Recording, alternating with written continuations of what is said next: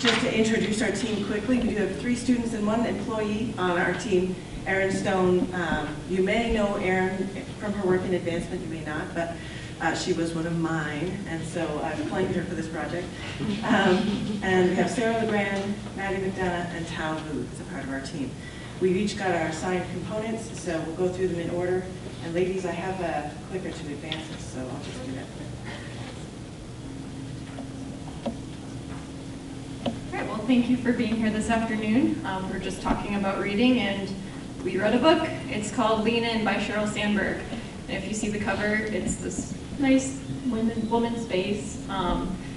There's a misperception that this is like a man-hating book, and we're a group of women. We do not hate men. We want to make that perfectly clear. We're interested in research, and so we wanted to see what this looked like for the ANC community. So about a year ago, Dr. Ross asked me, or recommended to me, that I read the book Lean In. And in the book, if you've read it, she discusses some concepts about women in the workforce, mentorships, negotiating salaries and pay raises, and also balancing work and family. Her main question is, why do we have so few women business leaders? And there's a number of different reasons she discusses, but the main one, or some of the main ones, is that gender is socialized very young. Our culture and our families kind of socialize women as being more nurturing and men as kind of being more strong or perhaps the breadwinner. And consequently, as women enter their careers, they begin leaning away from their jobs and kind of more in preparation for raising a family. And they are less likely to go for promotions or advocate for pay raises as a result of that. So Sandberg invites women to take a seat at the table and lean in. So she uses the metaphor of a conference room, and with men and women both at the table participating in the conversation. So after we finished reading this book, Dr. Ross and I were exploring some ways that we could kind of test some of the different concepts that she discusses in the book. Specifically, we were looking at the hiring process and determining salaries, and looking specifically at the salary gap between men and women. Originally, we wanted to use taped interviews of male and female job candidates in the interview process, negotiating salaries, etc. But we realized very quickly that we did not have the time or resources for that. So we enlisted some students to help us with the lit review and the research, and they'll discuss that a little further. So I'm going to go ahead and speak about some of the studies that was mentioned in our lit review. They all have to do with gender and negotiation. So the first study is called the Vago Experiment, in which we have like a group of people came in and play a game called the Vago game. They all know that they would get paid anywhere between $3 and $10 at the end when they finished. So when everybody's sort of finishing their game and came out, then sort of like the con man or the experimenter would ask them, here's $3, is $3 okay for you? And so $3 is sort of like the minimum pay, and most of the males actually ask for more money, and then they get like sort of like the maximum payment, whereas a lower number of female actually ask, actually a very low number of female reasons. Oh, I'm surprised. Okay. I thought I have to maneuver the keyboard, but okay. So they went on and tried to sort of improve the number of female who actually asked for more money. So they actually did another Vago experiment, Vago version 1.2, in which the participants were given an extra cue that read, the exact payment is negotiable, so actually you can ask for more money. They want to reinforce the idea that you can actually go ahead and negotiate for more money. Ended up the number of participants who were female who asked for more money actually increased a tiny little bit, not so much, but it actually increased. So they went ahead and did an extra Vago version 1.3 to use, sort of like maximize this number of female who asked for more money. So they divide the people into 3 groups this time. So the control group is exactly like the first experiment, no cue whatsoever. The second group is the asking cue, in which instead of saying you can negotiate for more money, they said you can ask for more money. And then the third group is the negotiating group. So it's actually like exactly like Vago version 1.2. So as you can see, in the control group, there's this actually the lowest number of female participants who ask for more money, only 4%. When you get to the negotiating group, in which they say you can negotiate for more money, they use the term negotiating, the number increased a little bit, but not so much. It's still lower than the male percentage. When you get to the last group, in which they term it as you can ask for more money, then the female participants go ahead and go out of the way and ask for $10. Actually, more females asked than males did. So there's something sort of weird and funky about the wording of the term, in which women kind of prone to ask more than to negotiate.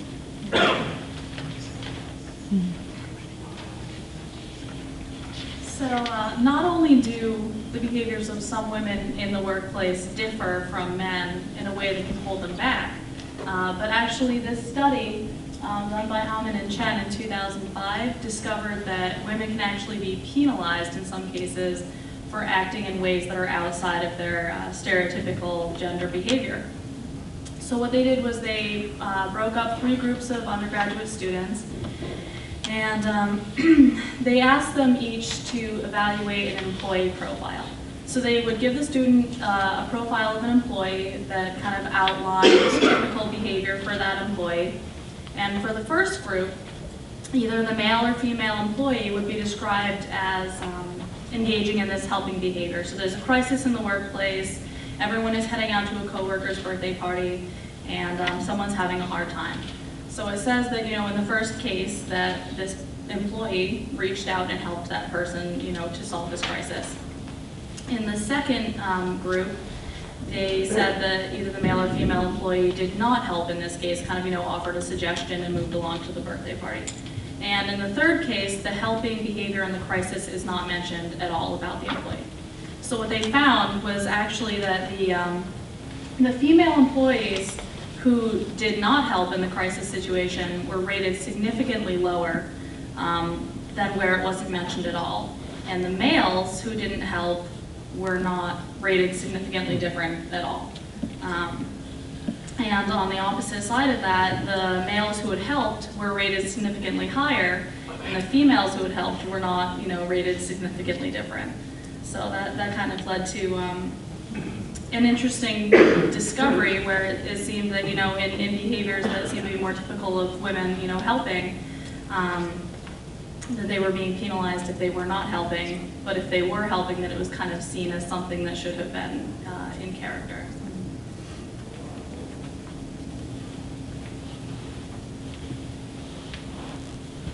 So I'm going to talk about how this translates into our study. We wanted to see if our community has these common findings at play here. So for our study, we wanted to ask participants to review resumes for banking positions and see if gender would play a role in their choices as far as who they would hire and how much they would pay. So we had our participants evaluate 2 resumes for 4 different banking positions. One was strong and one was weak, and one was male and one was female for all of their positions. We had them indicate which candidate they would hire, and then they were going to give us a salary estimate for both candidates. The participants were randomly assigned to one of 3 conditions. In the first 2 conditions, they were counterbalanced, and so if group 1 saw a strong female bank teller versus a weaker male bank teller, then they would be flocked for group 2, where the strong teller would be a male. And then in the third group, there was no gender information, and this was serving as our control group. So this is one of the resumes that we created. This is the weaker one, because there's not a lot going on. But I made these, so these are my baby. All right. All right, so we had a total of 153 people participate in our study. The gender distribution is similar to that on campus, with about 75% being female and about 25% being male. About a third fell into each of the following categories, being traditional undergrad, adult students, and employees. Also, our conditions were pretty evenly distributed. There was slightly more than a third in the first condition and slightly less than a third in the control group, but otherwise it was relatively even.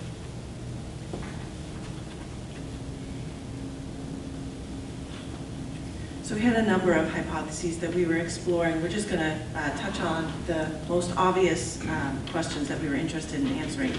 First of all, we predicted based on previous research that females in general would offer lower salaries than males, no matter who they were offering them to. Second, we predicted the classic pattern that participants would pay males more than they would pay females. And then third, we were interested in looking at whether people would be inclined to hire males or females more for certain positions. So specifically, we predicted that they might hire the males more often for the highest level positions in our banking industry resumes here. So the first thing that I need to tell you before I even explain this graph is these results were really bad news for us as experimenters and perhaps great news for us as a community. We really did not find it all what we were expecting. I am going to show you 3 places where we did find some significant effects, but before you get too excited about what those mean, recognize that they're in a context of many not significant effects, or insignificant effects, absence of effects. So keep that in mind. We're hoping that what we did find can help us understand why we didn't find the results that we expected. So this first graph that you're looking at here is the average salaries provided for the strong teller candidate, so one particular resume. Group 1 saw that resume with a female name. Group 2 saw that resume with a male name. And Group 3 saw that resume without a name attached to it at all. And so it might be hard to see the actual salaries here on the axis, but you can certainly see which are higher.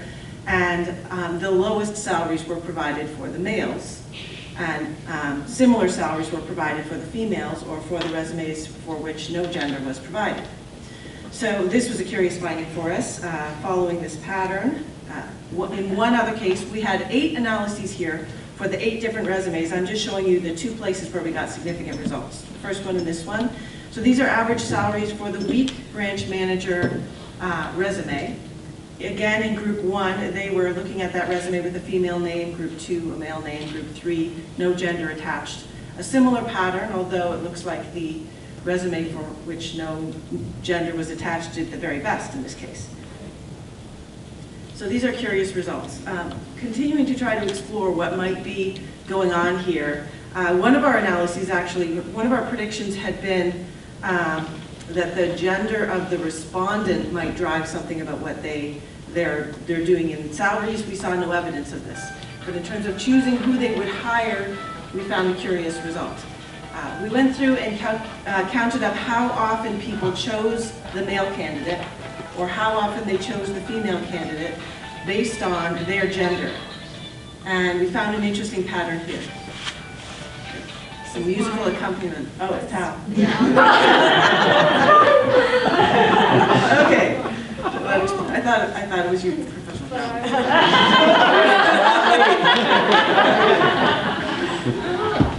Okay, so let me explain what's here on the screen for us. So this is how often people chose either the male candidate or the female candidate based on their gender. And I'm going to just start here. This is really the interesting effect right here. So these are the male respondents, and if we compare these 2 data points, you can see the males were much more likely to hire the female candidate than they were the male candidate. And this is what's making us stop and think. When you compare these 2, it does also look like the females were more likely to hire the male candidate, but that difference is much smaller. Okay?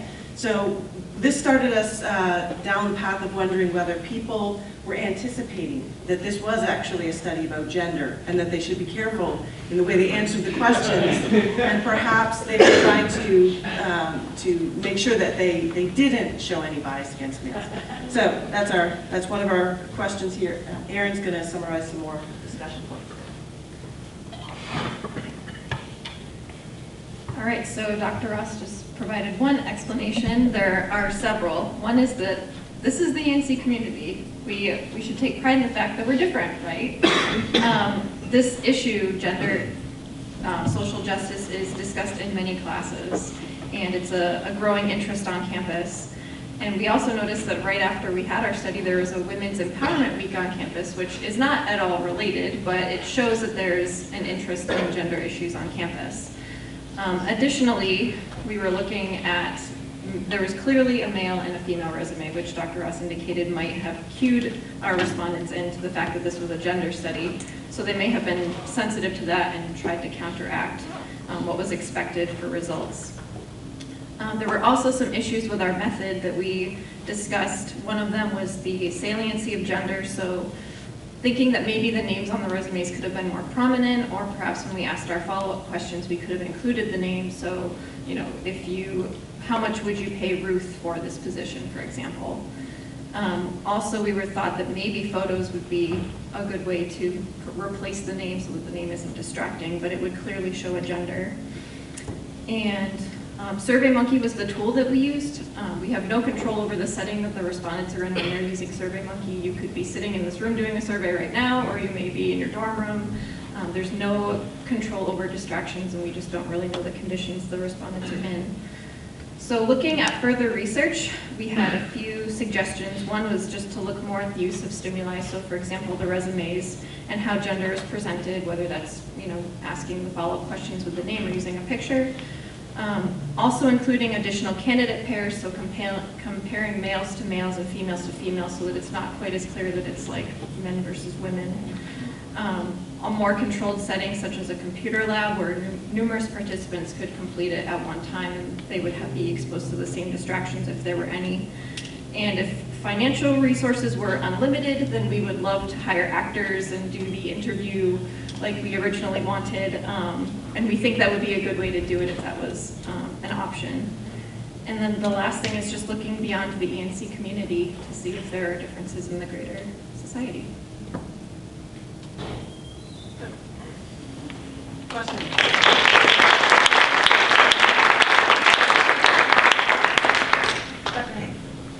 This seems very timely with the news of Obama talking about unequal pay in the White House, and whatever else is going on out there.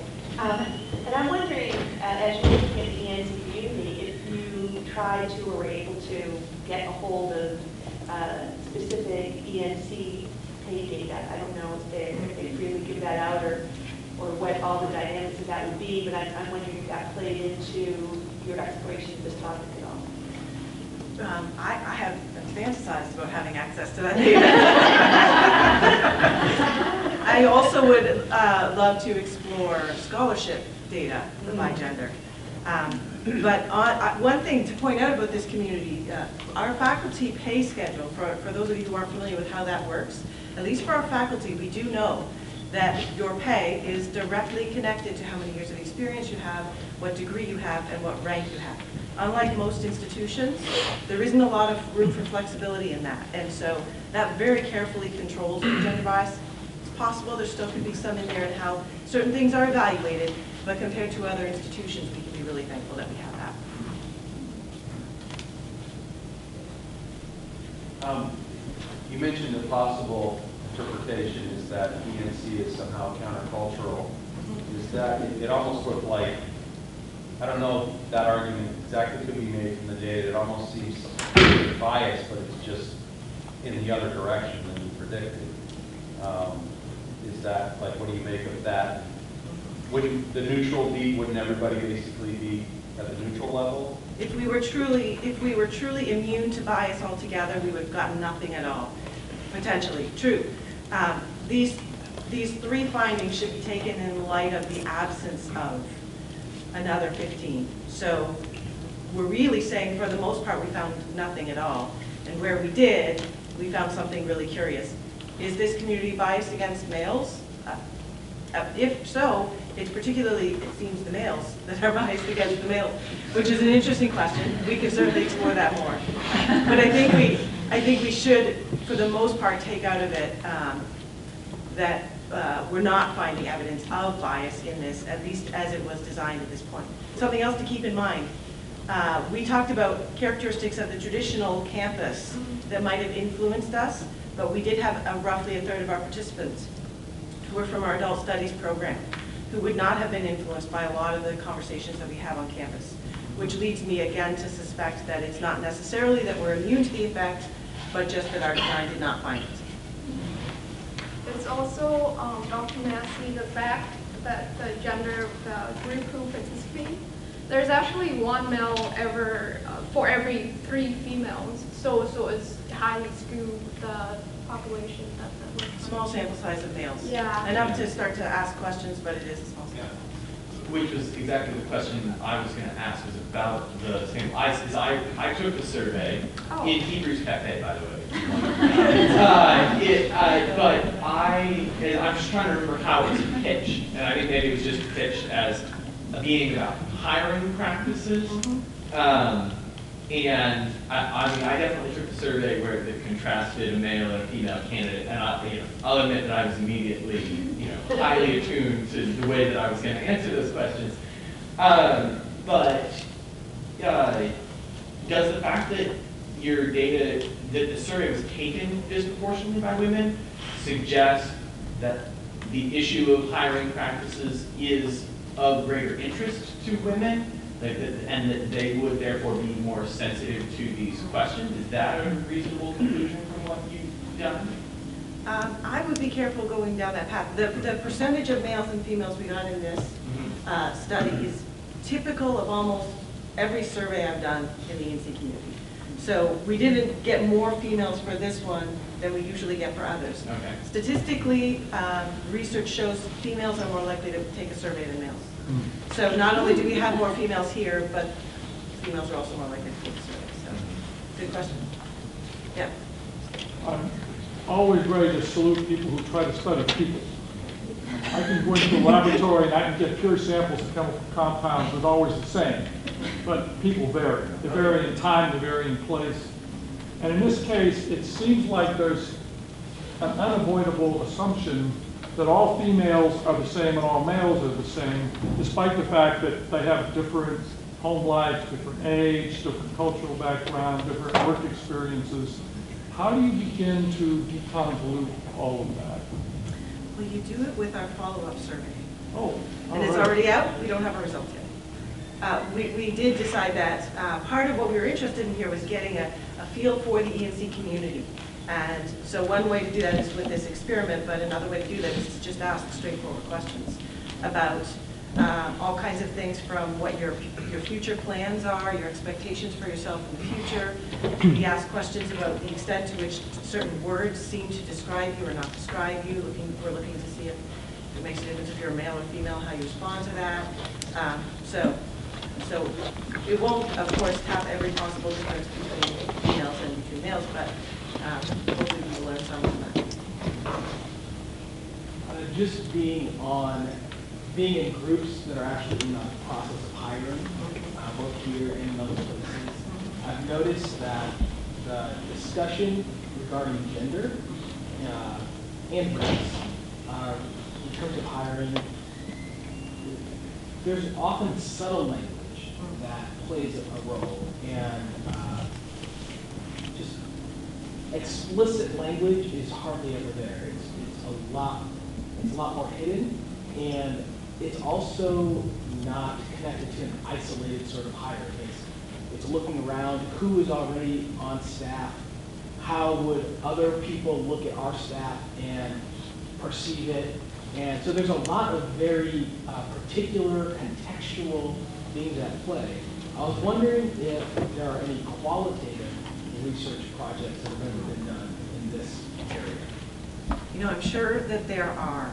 In our work reading, we started by reading Lean In, and then we looked at all the sources she cites because it's all based on research.